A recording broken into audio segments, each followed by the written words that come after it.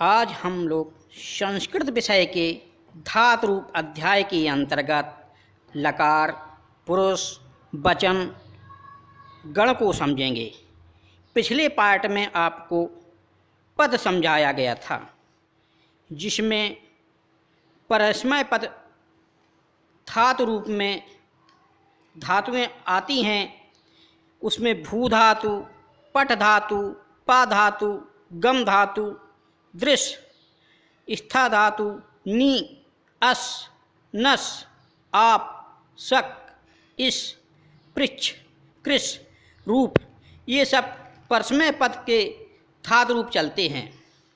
दूसरी आत्मनेय पद धातु में रूप चलते हैं, जैसे लभ, वृद्ध, भासु, सी, विद, सेव।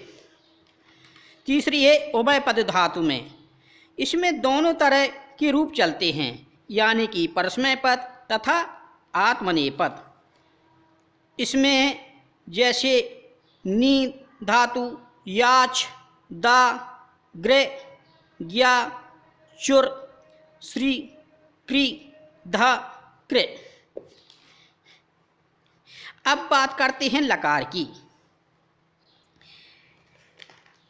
क्रिया की काल आदि से संबंधित विशेषताओं को सूचित करने वाली प्रक्रिया को लकार कहते हैं।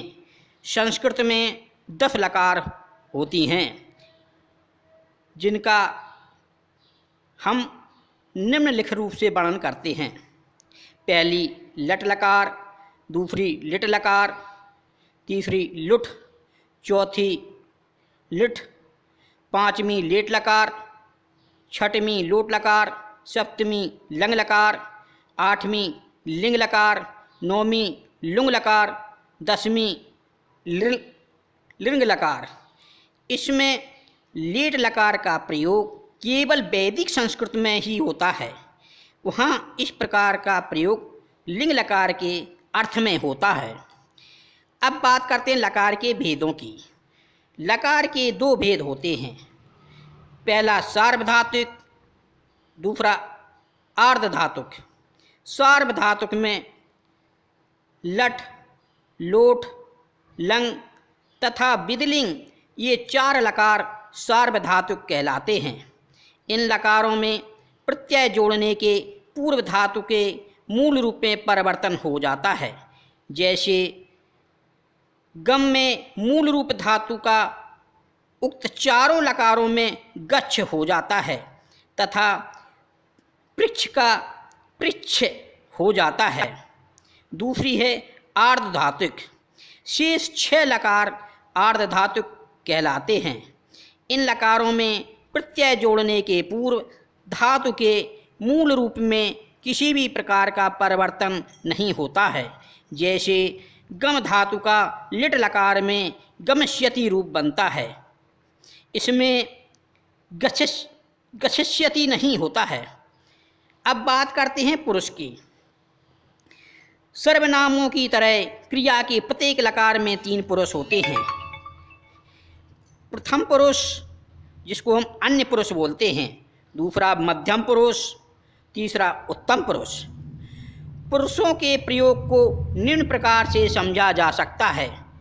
केवल तुम में इस्मत के योग में मध्यम पुरुष का प्रयोग होता है और मैं में अस्मत् के योग में उत्तम पुरुष का प्रयोग होता है। जहाँ पर तुम, मैं, इन दोनों में से कोई कर्ता ना हो, अर्थात इनसे भिन्न कोई तीसरा कर्ता हो, वहाँ पर प्रथम पुरुष यानी अन्य पुरुष का प्रयोग होता है। अब आगे बात करते हैं वचन की। संज्ञाओं की तरह क्रियाओं में भी 3 वचन होते हैं। पहला एक वचन, दूसरा 2 वचन, तीसरा बहुवचन।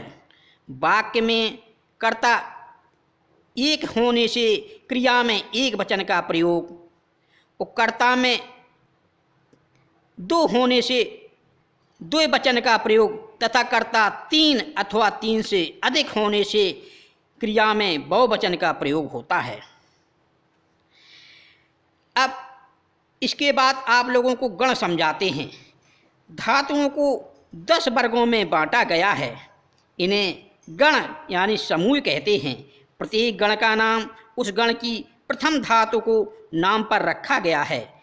उनके नाम हैं भ्यादि यानी भूधन आदि गण। इस गण की प्रथम धातु भू है। इस गण की अन्य धातुओं के रूप में भू के समान ही चलते हैं।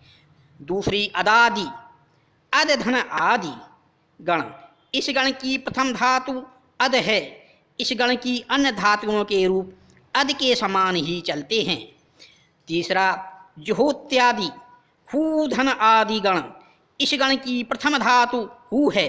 गण की अन्य धातुओं के रूप हू के समान ही चलते हैं। चौथी दिवादि दिव धन आदि गण। दिव के धातु इस गण की पहली धातु है। इस समूह के अन्य धातुओं के रूप दिव के समान ही चलते हैं। पांचवी स्वादि सुधन आदि गण। इस समूह की प्रथम धातु सु है। जिन धातुओं के रूप दिव के समान ही चलते हैं वे सभी इस समूह में आते हैं। छठवीं तुदादि तुद धन आदि गण। प्रथम धातु तुद है। जिन धातुओं के रूप तुद के समान चलते हैं वे सभी गण में आते हैं। सातवीं रूधादु रूध धन आदि गण। इस समूह की प्रथम धातु रूध है। आठवीं तनादि तन धन आदि गण। इस समूह की प्रथम धातु तन है। नौवीं क्रियादि क्री धन आदि गण। इस गण की प्रत्येक धातु का क्री है। दसवीं चुरादि चुर धन आदि गण। इस समूह की प्रथम धातु चुर है। यह अध्याय अब समाप्त होता है। अगला अध्याय बाद में शुरू किया जाएगा। अगले पाठ